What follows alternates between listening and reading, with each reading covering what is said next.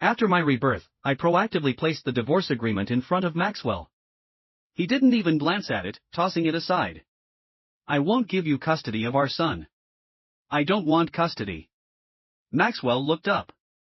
Have you come to your senses? I have. In my previous life, I clung to Maxwell for decades because I couldn't bear to leave my son until he grew up. But on his wedding day, in front of everyone, he said, I hope my mom can make my dad and Aunt Sienna happy. Aunt Sienna has been with my dad for so many years, it hasn't been easy for her. Jack, 8 years old, lay on the ground, throwing a tantrum, as if nothing could be done to change his mind. This scene repeated every day. I insisted he finish his homework before playing. I didn't allow him to watch TV for more than half an hour. I permitted him to eat fried chicken and hamburgers only once a week. I set many rules for him, hoping he would develop good habits. But when Sienna appeared, all those rules turned into a joke.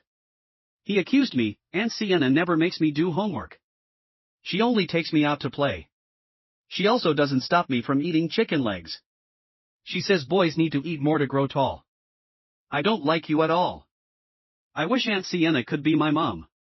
In my previous life, even though these words hurt, I chose to forgive. I thought he was just too young to understand, and he would appreciate my efforts when he grew up. I continued to force him to study, exercise, and eat healthily. As an adult, he graduated from a prestigious school, started his own company, and married a well-matched wife. On his wedding day, when the host asked him to thank his parents, he told all the guests, I hope you can make my dad and Aunt Sienna happy. Aunt Sienna has been with my dad for so many years, it hasn't been easy for her. Sienna, in the audience, cried like a baby. It seemed that all the suffering she had endured over the years was worth it. And I, standing on the stage, felt redundant and ridiculous. Mom, you forced me to do things I didn't want to do since I was little. If Aunt Sienna hadn't quietly given me warmth and encouragement, I would have been ruined a long time ago. You and Dad have long lost your romantic feelings. Why do you still cling to this position, making everyone unhappy? I don't know how I stumbled out of Jack's wedding. All I know is that after leaving the hotel, I was hit by a car for running a red light and then accidentally gained a rebirth. Looking at my mischievous son now, I nodded. Okay, no homework. Jack, lying on the floor, looked surprised. He looked up at me. Are you serious? Of course, I said calmly. So can I continue watching TV now? Not only can you watch TV, but you can also play on the tablet. Can I eat chips while I play? Jack asked, pushing his luck. Do whatever you want. Why are you being so nice to me all of a sudden? Jack asked, amazed. I smiled and said nothing. A spoiled, ungrateful child doesn't deserve my sincere treatment. Are you afraid I'll only like Aunt Sienna and not you? Jack said with a smug look. In the future, whatever you want, I'll give it to you, I said firmly, including Aunt Sienna, whom you like the most. After fulfilling all of Jack's unreasonable demands, he became increasingly unruly. The first thing he did when he got home was play on the tablet. He played during meals and even slept holding the tablet. If he stayed up too late playing and couldn't get up, I wouldn't wake him, letting him sleep in. When he woke up and wanted to go to school, he could go. If he didn't want to go, I didn't force him. All the snacks he loved, I provided in abundance. The servants couldn't stand it and kindly advised me, Madam, indulging young master this way will ruin him. How could that be? I said sarcastically. Forcing him to do things he doesn't like is what will ruin him. But this situation didn't last long. Jack's abnormal behavior caused dissatisfaction at school. His homeroom teacher called me, saying Jack was defiant in class and said, my parents don't care about me, so why should you? I'm sorry, I really can't control him. For any issues, please contact my husband. I gave the teacher Maxwell's number. Then I hung up and continued with my beauty treatment. When I returned home after the treatment, I saw Maxwell, who rarely came home, in the lobby. He looked extremely displeased, his voice dripping with sarcasm. Eliza, your methods are getting more and more clever. To get me to come back, you even started using our son. I indeed wanted Maxwell to come back, because calling him was useless. I no longer remembered when our relationship had become so antagonistic. We had been in a free relationship, married of our own accord, shared joys and sorrows, and built a business together. After the company stabilized, I stepped back, choosing to stay at home and take care of the family. I spent too much of my energy on my son. By the time I noticed something was wrong with Maxwell, he had already become emotionally involved with Sienna, a 20-year-old intern at the company, youthful, vibrant, and delicate. I accidentally saw Maxwell's messages with her. Maxwell wrote, "You remind me of my wife when she was young. She was as charming and lovely as you. What about now?" Sienna asked, adding a curious and cute emoji. "She's changed now. Sometimes when we're intimate, it feels a bit nauseating," Maxwell replied. I never expected that this was how Maxwell saw me. That time, I made a huge fuss.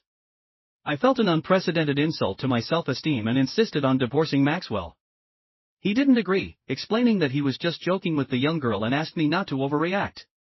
Our parents also came to persuade me, saying our child was only 2 years old and asking me to let go of this issue for his sake. Maxwell also swore he would no longer associate with Sienna and immediately fired her to show his loyalty to me. Moreover, at that time, Maxwell had not had a physical relationship with Sienna, so in the end, I chose to forgive. I even began to reflect on whether I had indeed focused all my attention on our child, neglecting Maxwell and myself. As I tried to change myself, Maxwell began a physical affair. When I received photos from Sienna of her and Maxwell in bed, I was at the hospital caring for Jack, who had a high fever.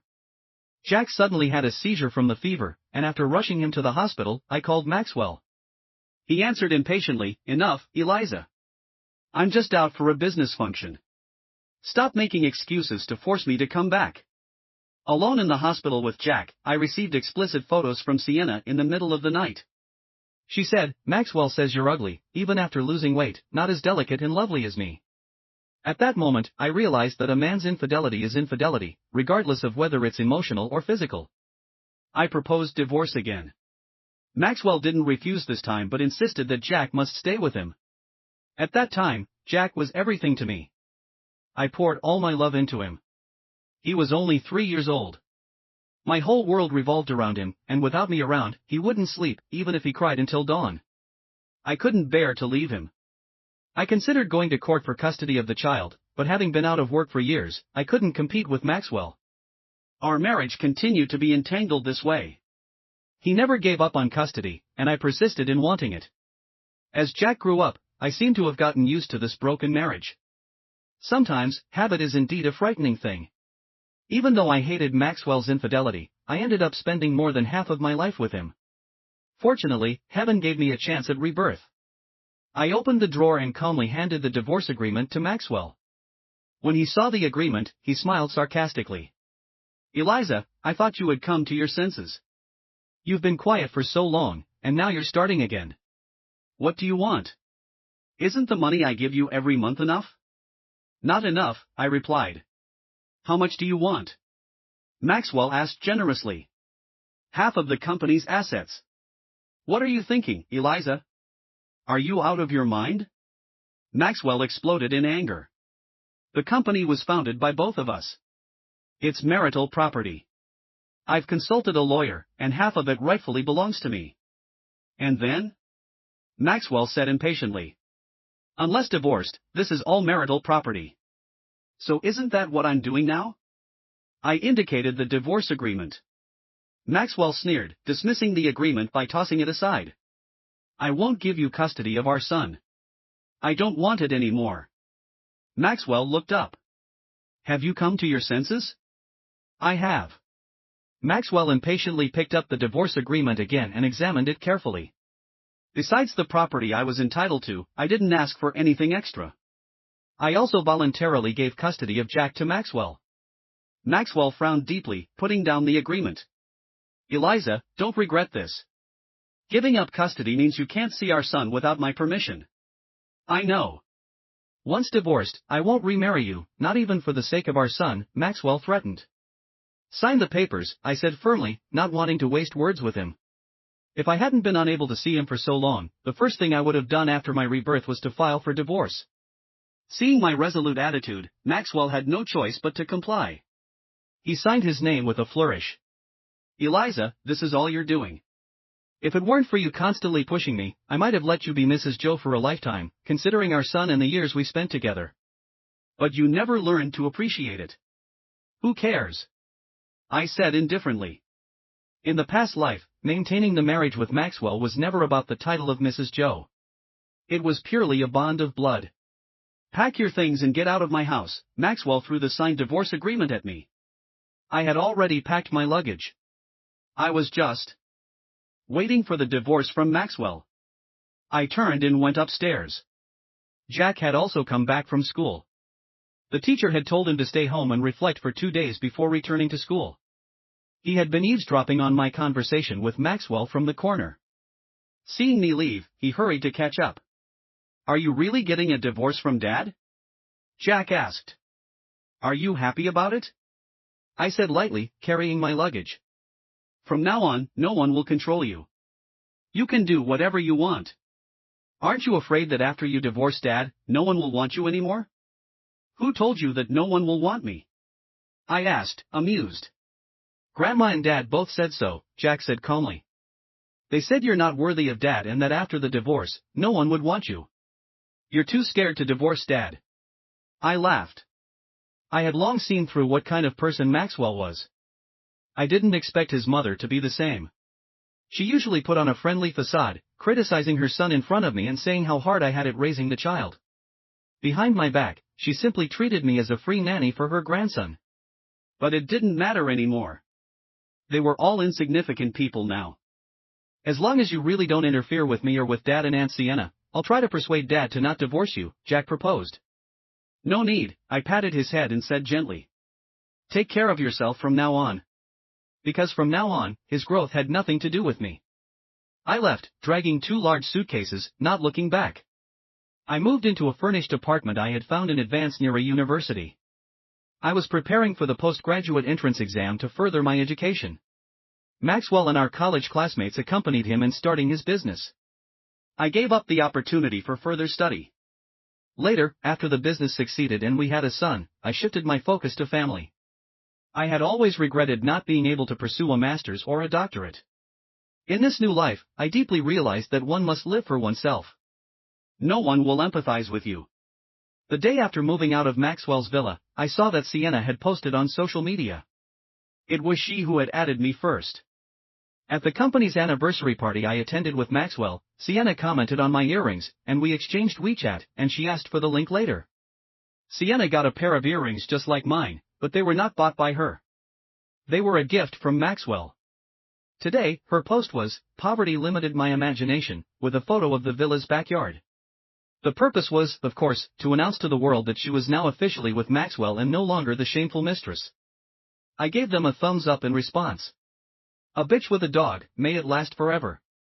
Just after I gave the thumbs up, Sienna messaged me, "Sister Eliza, you wouldn't mind me posting on social media, would you?" Maxwell insisted I posted, saying it was to make up for the grievances I've suffered over the years. To provoke me, Sienna would occasionally send intimate photos of herself with Maxwell or write about how much Maxwell loved her. Then she would delete them at the right time, adding a note, "Sorry, posted by mistake." I had once been so enraged by her antics that I lost my mind and had loud arguments with Maxwell. The end result was that my relationship with Maxwell deteriorated further. He almost never came back. Even on Jack's birthday, he took Jack to celebrate with Sienna. Every time Jack went to Sienna's place, he would say, "Aunt Sienna is so good to me. She's both gentle and beautiful. I want her to be my mom." Looking back, I don't know how I endured it in the past life. Luckily, the hurt was deep, so there was no lingering attachment. I replied with a smile, "Why would I mind? Didn't I just give you a thumbs up? You did it to show Maxwell, didn't you?" Sienna believed that my divorce from Maxwell was just a matter of spite. I didn't want to waste any more time on such people. I was about to block Sienna when she sent another message. "You left something behind." That was impossible.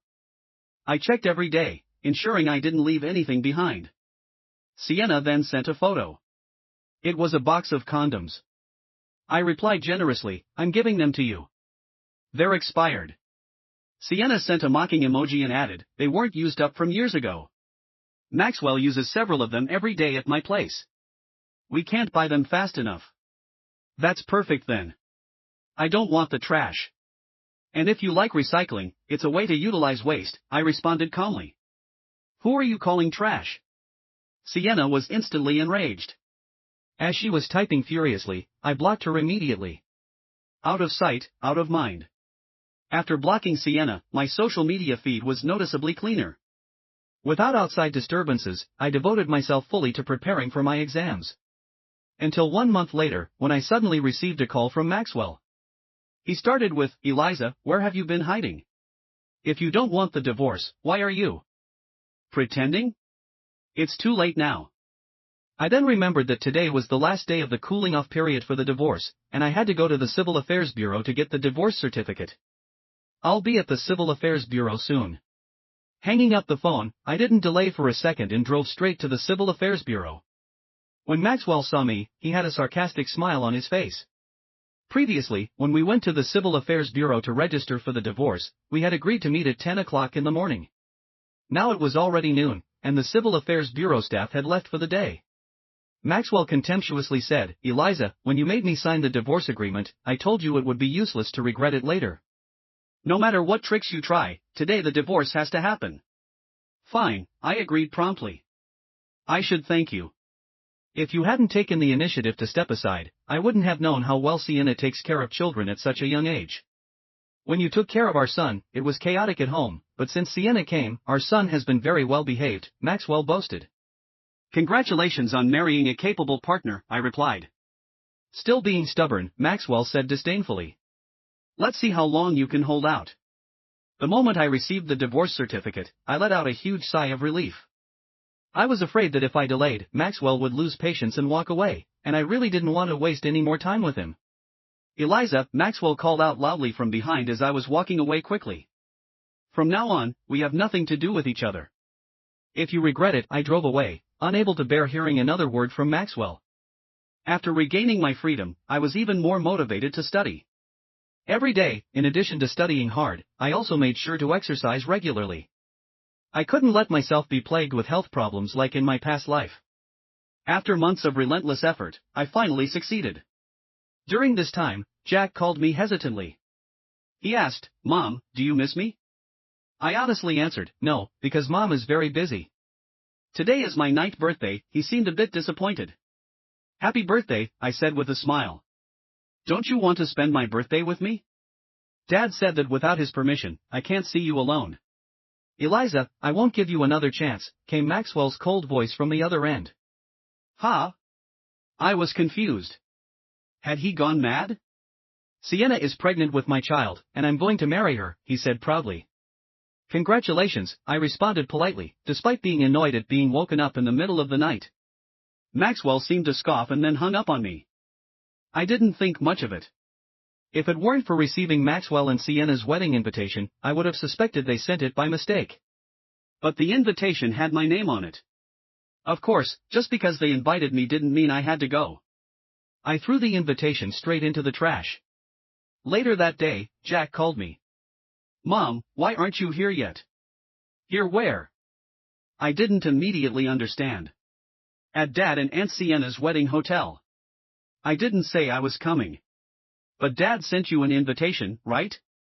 "I came early to save a spot for you." "Why aren't you coming?" Jack's voice was starting to break with tears. I felt no emotional upheaval and said calmly, "I have my own matters and can't come." "Thank you for saving a spot, but you should give it to someone else." As I was about to hang up, Jack asked, "Are those matters more important than me?" I thought for a moment and answered seriously, "Yes, they are more important than you. You are no longer important at all." After refusing my son, Maxwell called again. "Eliza, if you're unhappy about my marriage to Sienna, is it meaningful to take it out on our son?" I was baffled. "What did you just say to our son? He's been crying non-stop." "I didn't say anything to him," I explained. "Stop making excuses. You can't stand me marrying Sienna, so you're taking it out on our son." At this moment, my mother tongue is speechless. "Admit it, will you?" Maxwell said coldly. When I remain silent, it's too late now. It's useless even if you regret it. I wish you and Sienna a lifetime of happiness. After hanging up, I blocked Maxwell as well.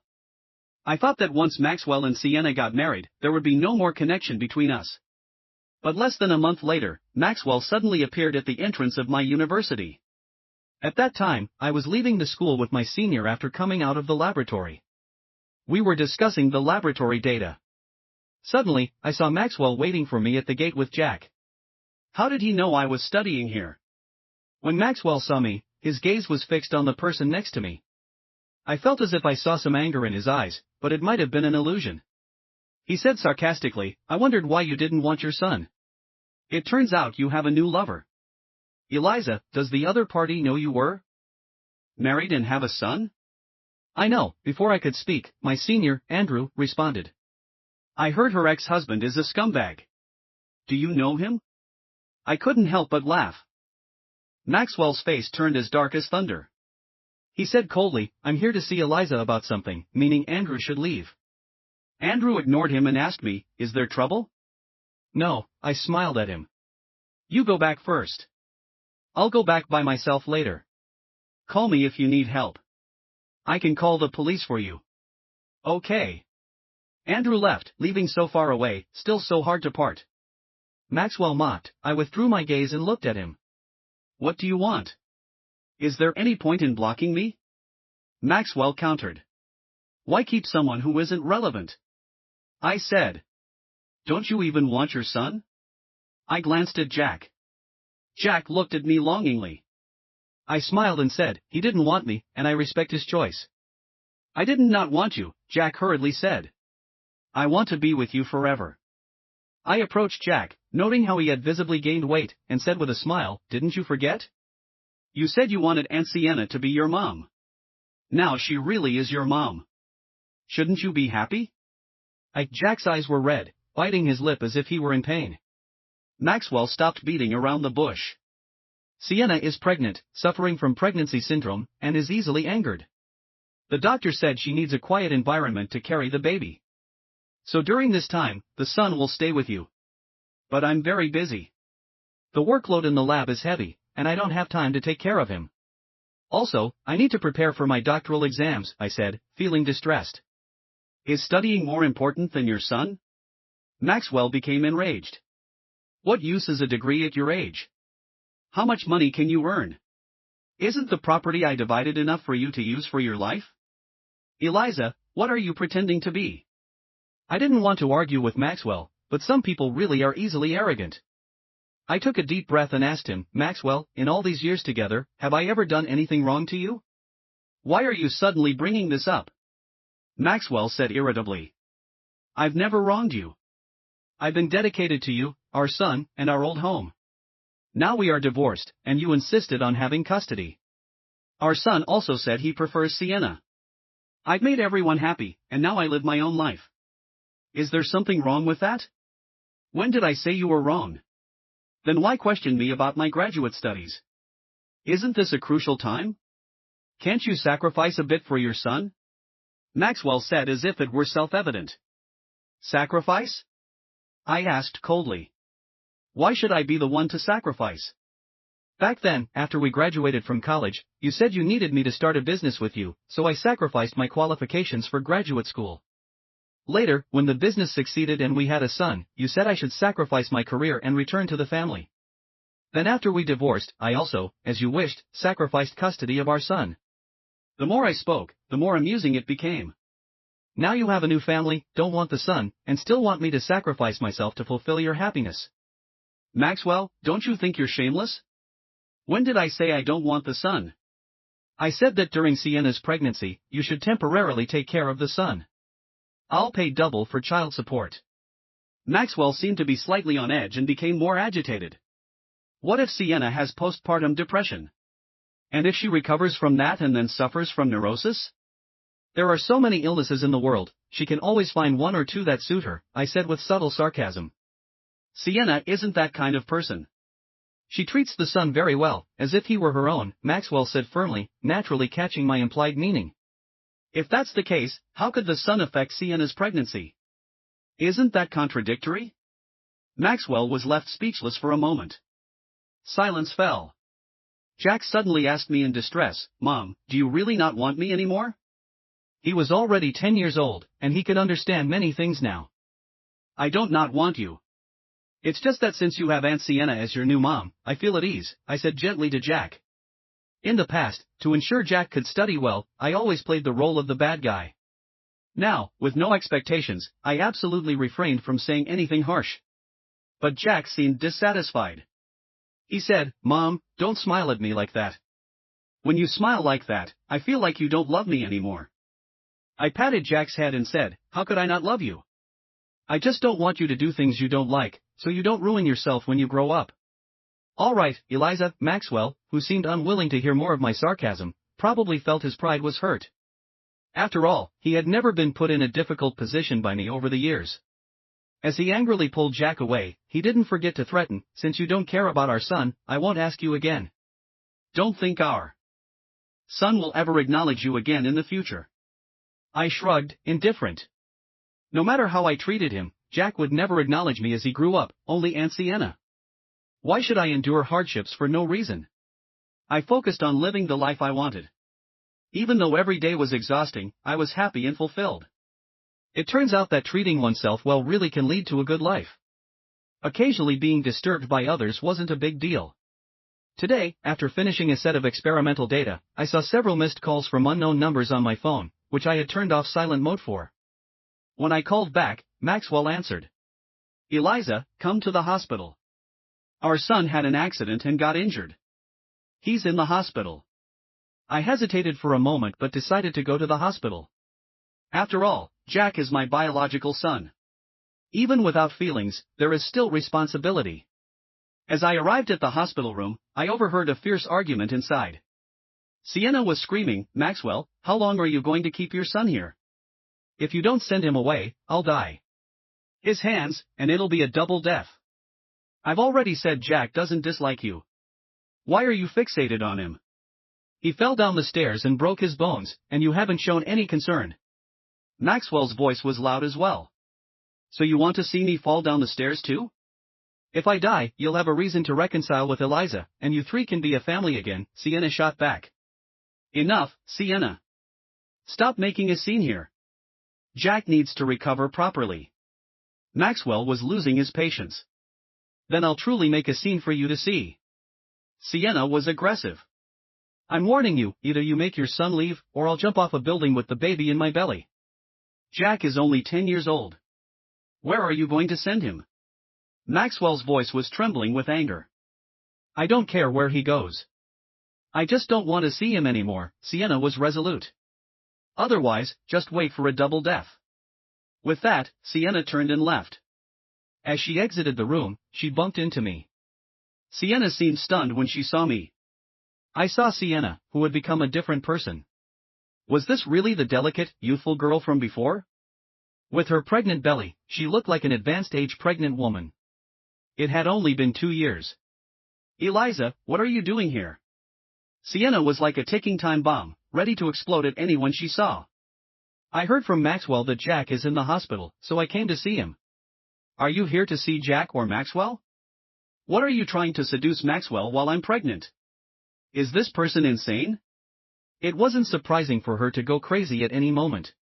Although I hadn't seen Sienna for the past 2 years, I had common friends with Maxwell from our years together. I occasionally heard from friends that Sienna had started causing trouble once she found out she was having a son. Whenever there were slightly attractive female employees in Maxwell's company, she would accuse them of seducing Josu and force them to resign. She also wouldn't allow Maxwell to go out for social events. If Maxwell did go, she would show up at his dinners, causing huge disturbances and making Maxwell lose many major projects. They said Maxwell was driven nearly insane by Sienna. I found it somewhat amusing at the time. How could he be driven crazy? Maxwell actually enjoyed Sienna's lively spirit. "You get out of here." Maxwell suddenly stormed out of the hospital room, yelling at Sienna. His expression was as if he wanted to devour her. Sienna, probably never having seen Maxwell this fierce, seemed a bit frightened, but then she straightened her belly, seemingly gaining confidence. She shouted at Maxwell, "If you dare to do anything wrong to me, I'll show you what it means to die for you. Also, you better take care of your son, or I'll never be done with you." Sienna turned and walked away. Maxwell was so angry that his whole body was shaking. I was just standing by, as if watching a joke unfold. "Do you think I deserve this?" Maxwell suddenly asked me. I wiped the smile off my face. "I don't comment on things that don't concern me." I didn't expect that after Sienna got pregnant, she would suddenly become a different person. I'm not interested in your issues with her, I reminded him. I'm here to see my son. Maxwell said nothing more. I walked into Jack's hospital room. He was lying on the bed with red-rimmed eyes, clearly having overheard the argument between his dad and Sienna. Seeing me, his eyes lit up instantly, and he called out excitedly, "Mom." I nodded, not very warmly. I just asked about his condition. He said that when he came home from school today and went upstairs, he ran into Sienna, who he claimed deliberately pushed him down the stairs, but Sienna insisted it was because Jack didn't want her to have another child and was trying to push her down the stairs to kill the baby in her womb. Sienna had only pushed Jack down the stairs in self-defense. Jack also said that Sienna was very cruel to him. All the kindness she showed him before was just an act. Since she married his dad, she had been secretly hitting and scolding him, even calling him an unwanted child without a mother. She always forced him to eat chicken legs and hamburgers, saying that was all he deserved. The more Jack spoke, the harder he cried. I listened calmly. I reminded him indifferently, "These things you should discuss with your dad or your grandmother, not me. They don't believe me. Only Aunt Sienna. They only care about the baby in her belly and don't care about me at all. They don't love me. They despise me. Mom, can I come with you?" Jack clung tightly to me. "I promise I'll be good and not say bad things about you anymore. Mom, I know you love me the most. It was all my fault before. I shouldn't have said those things about you or hated you. I was wrong, please forgive me." Jack cried endlessly. He was really scared that I wouldn't want him anymore. But the truth is, I really don't want him anymore. I pushed his hand away gently but distantly. "Jack, everyone has to take responsibility for their own choices. When you chose Aunt Sienna, I had already exited your world. But I regret it. I know I was wrong. If you regret it, you should change yourself, not try to change me," I said calmly. "And my life now will not change for anyone, especially not for you and Maxwell." I left Jack's hospital room coldly. Forgiveness is impossible. I never even considered it. Eliza, when did you become so cold-blooded? Jack is your biological son. Are you really going to ignore him like this? Don't you think you owe him an apology? Maxwell stood at the door, questioning me angrily. I stopped and answered Maxwell methodically. Firstly, according to our divorce agreement, I give him child support every month.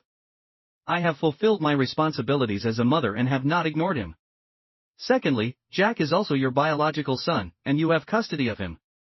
You should handle your family matters well and provide Jack with a comfortable living environment. Finally, our marriage fell apart because of your infidelity. You have no right to say I owe Jack an apology. The one who truly owes him an apology is you. Maxwell's face turned red with anger. After a long pause, he seemed to gather immense courage and asked, "Eliza, do you want me to apologize to you?" I looked at him in bewilderment. "You're doing this to make me apologize to you? To admit that I regret divorcing you and marrying Sienna? Fine, I admit I was wrong. I shouldn't have been tempted by Sienna. I shouldn't have ruined our relationship and marriage because of her. I shouldn't have divorced you." Maxwell's regret came across as so arrogant. He said, "I promise, once Sienna has the baby and the law allows me to divorce her, I'll divorce her immediately and get back together with you." I remained silent.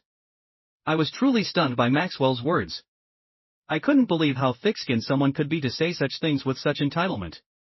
"I know you've stayed single for the past 2 years, Maxwell continued. You're constantly improving yourself and maintaining such a good figure just to make me see and regret it, right? So you think my current life is for you to see?" I couldn't help but laugh. "Eliza, we're not young anymore.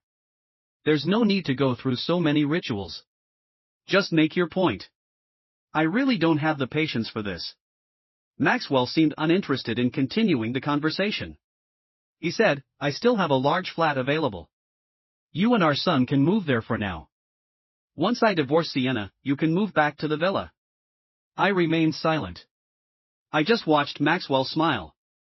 Maxwell seemed a bit irritated. "What are you laughing at? Are you too happy?"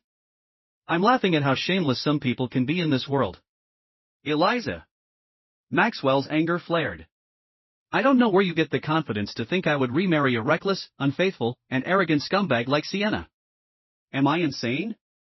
You'd better think carefully about what you're saying, Eliza. I'm giving you this chance to come back for our son's sake. Don't get carried away. Such a good opportunity, you should save it for someone else. I can't afford it, I added deliberately. And I'm not interested. Stop being so sarcastic. Maxwell couldn't hide his anger. Don't you really think that being divorced with a 10-year-old child and in your 30s, any man would want you? They just play with you. No man would actually marry a woman like you. Can't men remarry?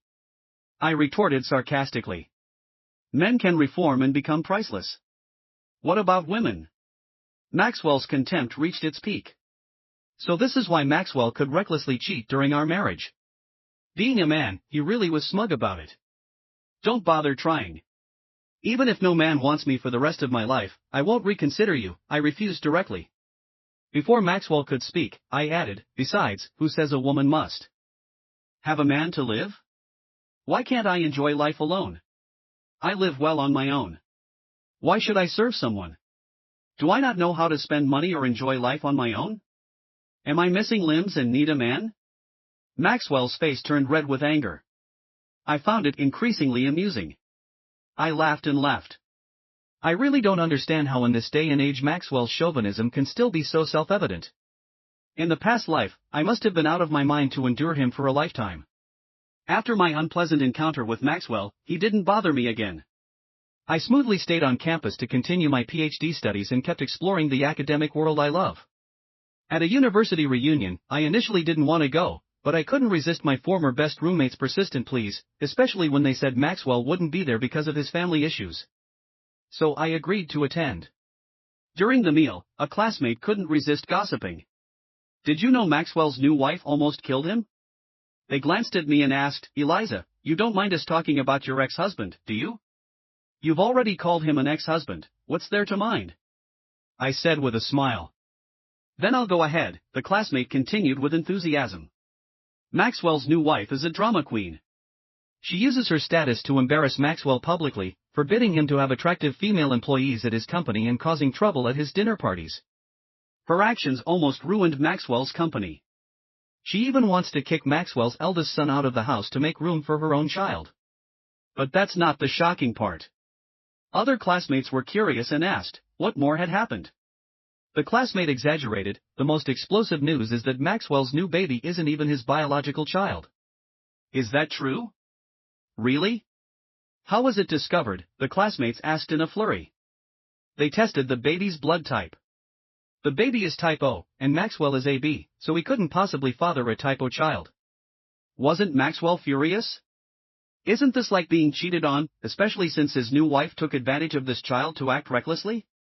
Maxwell must have wanted to kill her, the classmate couldn't help but exclaim. Apparently, Maxwell almost beat his new wife to death. Now they seem to be going through divorce proceedings, and Maxwell is expected to pay a hefty sum as a penalty for the assault. Listening to this, who wouldn't feel a bit of schadenfreude? My roommate, smiling, asked, doesn't the gossip make the reunion worth it? I nodded. Indeed, it did lift my spirits. However, as the reunion was about to end, no one expected Maxwell to show up suddenly. After hearing about him all evening, it was awkward to see him in person. Is it over? Maxwell appeared quite composed. Yes, it's over, the class monitor quickly said. Sorry, I arrived late because of some issues. It's fine. Let's plan another gathering next time, the class monitor said straightforwardly. Usually, we might have organized to spend more time with Maxwell, but now the event was immediately concluded. Maxwell said nothing more. Classmates left one by one. Because I had had a bit to drink and wasn't driving, I stood by the roadside waiting for a cab. I'll give you a ride, Maxwell pressed the car window. No need, I declined. Come on, it's on the way. Really, it's not necessary. Maxwell had no choice. He stopped the car and walked up to me. Last time, it was my fault for not being sincere enough, Maxwell suddenly said to me in a subdued tone. I just heard about it. I didn't hide my lack of interest. Is this a moment where you've suddenly managed to lower your pride? Could it be that you're suddenly unwanted? Isn't it true that a man's change of heart is worth its weight in gold? Eliza, I admit I was a bit harsh before, but I didn't mean to hurt you. I just didn't know how to get you back by my side, Maxwell said helplessly. That's why I resorted to using reverse psychology. I appreciate your reverse psychology. It only made me find you more disgusting. Maxwell's face turned red and pale as I spoke. He said, Eliza, I'm sorry. I really know I was wrong. I swear I'll never do anything to hurt you again. Let's start over. You, me, and our son. Our little family of 3. A family of 3? How could he bring himself to say that? It made me feel utterly nauseated. Come home with me, Maxwell said, reaching out to pull me. I avoided him perfectly. Maxwell looked awkward. Our son is still waiting for us at home. He's been wanting to see you for years and regrets the things he said to you. Actually, it's not just him. I regret it too. So can you forgive us this once? No, I can't forgive you, I shook my head firmly. Why should I forgive you just because you regret it? What about all the suffering I endured? What is the realization I gained over a lifetime worth? I asked him coldly. What's a lifetime of realization worth? What lifetime? Maxwell seemed confused. I saw no need to explain further and said indifferently, from the moment we divorced, it was over between us. You don't need to waste your time looking for me or use our son to make peace. It's useless. Not only is it useless, but I also find you annoying because you're affecting my life. Are you worried that I won't genuinely change? Maxwell asked me. That's not my concern. If I were in your shoes, I would have worries too. Maxwell seemed to understand me, saying, I'll show you through my actions. I couldn't be clearer. I will not reconcile with you. You've always been single, haven't you? Maxwell was convinced that my single status meant I was waiting for him to change. I was too tired to explain. Maxwell was too confident. He just thought that as long as he turned back, I would definitely be waiting for him in place. Let him be. After all, one day he will realize that I have long moved on. He'll find himself unable to catch up or be worthy of me.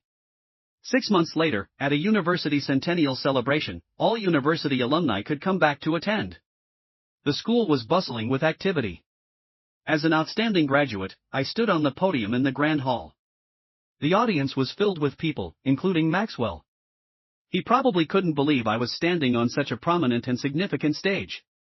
Behind me, the large screen displayed all my achievements in the academic field over the years. These achievements would leave a permanent mark on the school's centennial history corridor.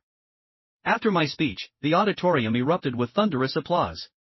I even heard someone cheer, "Senior, you're amazing." I smiled and bowed as I left.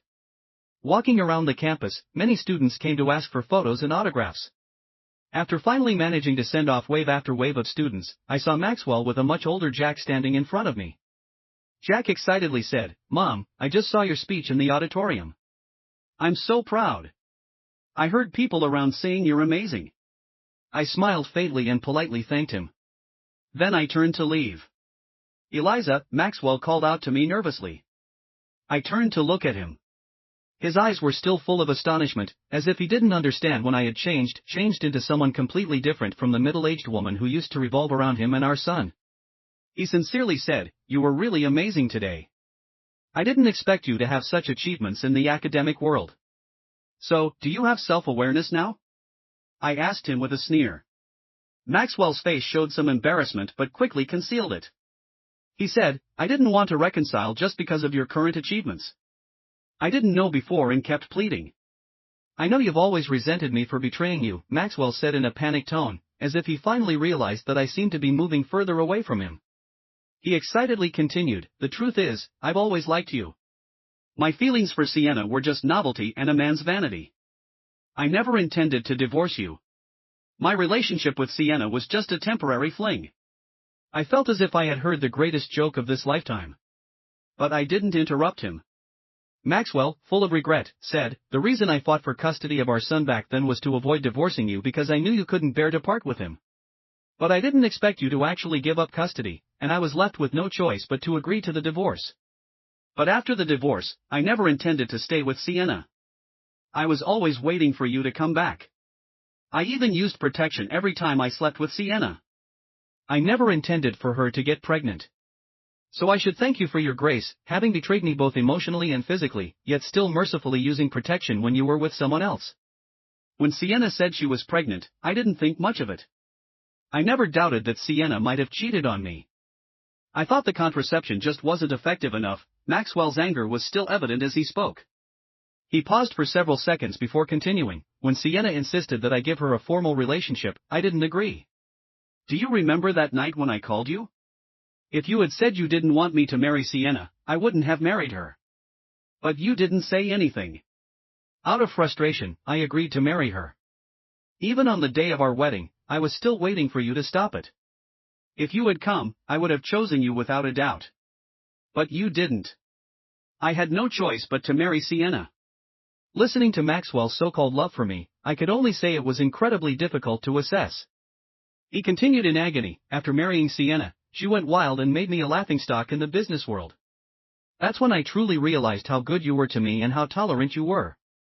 I even wished I could divorce Sienna immediately and get back with you, but she was pregnant, and the law didn't allow me to divorce her.